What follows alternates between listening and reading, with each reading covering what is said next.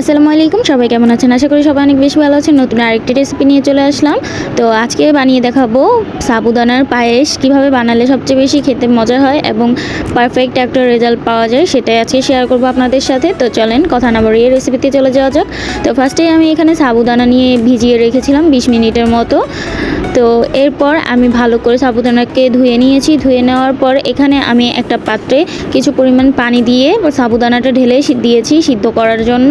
তো এটা সিদ্ধ হতে অনেক টাইম লাগবে, আপনাকে ধৈর্য ধরে সিদ্ধ করতে হবে এটাকে। আর অবশ্যই সিদ্ধ করার সময় 1 চিমটি লবণ দিয়ে দিবেন, তাহলে এটা খুব তাড়াতাড়ি সিদ্ধ হয়ে যাবে। এরপর দেখতেই পাচ্ছেন এটাকে সিদ্ধ যখন করতে দিবেন অনবরত নাড়তে হবে, না হলে নিচে লেগে যাওয়ার একটা চান্স আছে।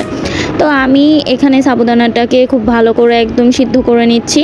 এরপর দেখতে পারবেন পানিটা খুবই কমে যাবে, যখন অর্ধেক সিদ্ধ হয়ে আসবে তখন পানিটা শুকিয়ে যাবে। এরপর আবার একটু পানি অ্যাড করবেন, করার পর আবার একদম ভালো করে সিদ্ধ করবেন। এর ভিতরে দেখতেই পাচ্ছেন সাদা সাদা দানা এখনও দেখা যাচ্ছে, তার মানে এটা এখনও হয়নি। যখন দেখবেন একদম পানি পানি কালার হয়ে গেছে, তখন আপনি বুঝতে পারবেন আর কি আপনার সাবুদানাটা একদম ভালোভাবে সিদ্ধ হয়ে গেছে। এরপর আমি এখানে পরিমাণ মতো চিনি অ্যাড করব, যার যেমন মিষ্টি পছন্দ সেই অনুযায়ী অ্যাড করতে পারবেন। এরপর ভালো করে নাড়াচাড়া করে এটাকে আমি চুলাটাকে অফ করে দেব চিনিটা মিক্সড হয়ে গেলে। এই দুধ জাল করতে দিয়ে দিয়েছি। তো 1/2 লিটার দুধ নিয়েছি আমি এখানে।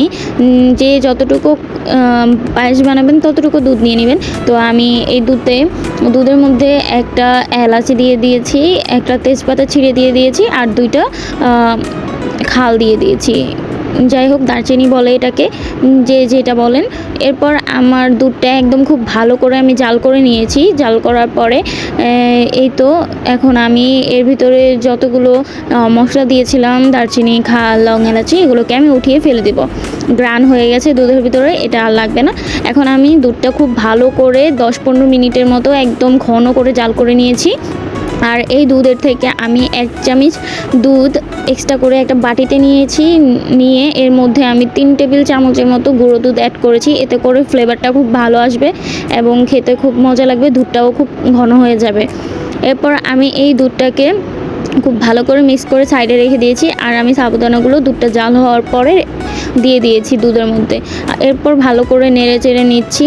এখন এই সাবুদানাটাকে দুধ সহ আমি 5 মিনিটের মতো জাল করে নিব। এরপর এর মধ্যে আমি গুলিয়ে রাখা গুঁড়া দুধের যে মিশ্রণটা রেখেছিলাম সেটা ঢেলে দিব। এরপর এই তো আমার পায়েস আরও 2-3 মিনিটের মতো হতে থাকুক। সাইড দিয়ে আমি একটা পাত্রতে ঘি দিয়েছি 1 টেবিল চামচের মতো, আর একটা পেস্তা বাদাম, 2টা কাজু বাদাম, একটা কাঠবাদাম দিয়ে কুচি কুচি করে কেটে এই ঘিয়ের মধ্যে ভেজে নিয়েছি। এখন আমি পায়েসের মধ্যে দিয়ে দিচ্ছি। এতে করে ঘি দিলে খুব ভালো একটা স্মেল আসে এবং খেতেও খুব ভালো লাগে। এটা যার যার ইচ্ছা অনুযায়ী দিতে পারেন, ঘি ভালো না লাগলে দেওয়ার দরকার নেই, শুধু বাদাম দিয়ে দিবেন। তো এই তো আমি এখন বাদামগুলো দেওয়ার পর পায়েসটাকে আরও 5 মিনিটের মতো জাল করে নিয়েছি খুব ভালো করে, যতক্ষণ না একটা পারফেক্ট কনসিস্টেন্সি চলে আসছে ততক্ষণ পর্যন্ত। তো এই তো আমার পায়েস একদম খুব ভালোভাবে রেডি হয়ে গেছে। দেখতেই পাচ্ছেন কত সুন্দর একটা ঘনত্ব এসেছে। তো আমার পায়েসের কালারটাও খুব ভালো এসেছে।